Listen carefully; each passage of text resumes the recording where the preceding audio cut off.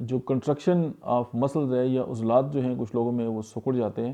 اب اس کی وجہ کوئی بھی ہو سکتی ہے کہ اگر ٹینڈن جو ہے ہماری باڈی کے جیسے ڈورے سے ہوتے ہیں, اگر وہ جو ہیں وہ سکڑ گئے ہیں اور اس کی جو وجہ ہے اگر کوئی زخم ہے اور انفیکشن ہے, اس کی وجہ سے جو ہے وہ ٹینڈن کے اندر جو ہے وہ ایشو آ گیا کوئی, یا جو مسلز ہیں وہ ڈسٹرب ہو گئے ہیں, یا اس کے اوپر کوئی چوٹ لگ گئی ہے, یا کسی زخم کی وجہ سے یا انفیکشن کی وجہ سے جو ہے وہ ان کے اندر یہ خرابی آ گئی ہے.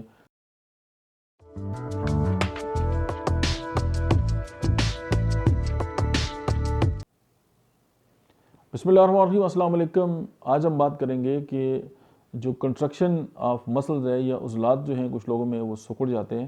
اب اس کی وجہ کوئی بھی ہو سکتی ہے کہ اگر ٹینڈن جو ہے ہماری باڈی کے جیسے ڈورے سے ہوتے ہیں, اگر وہ جو ہیں وہ سکڑ گئے ہیں اور اس کی جو وجہ ہے اگر کوئی زخم ہے اور انفیکشن ہے, اس کی وجہ سے جو ہے وہ ٹینڈن کے اندر جو ہے وہ ایشو آ گیا کوئی, یا جو مسلز ہیں وہ ڈسٹرب ہو گئے ہیں, یا اس کے اوپر کوئی چوٹ لگ گئی ہے, یا کسی زخم کی وجہ سے یا انفیکشن کی وجہ سے جو ہے وہ ان کے اندر یہ خرابی آ گئی ہے, تو عضلات جو ہیں وہ ان کو ایٹرافی ہو گئی ہے.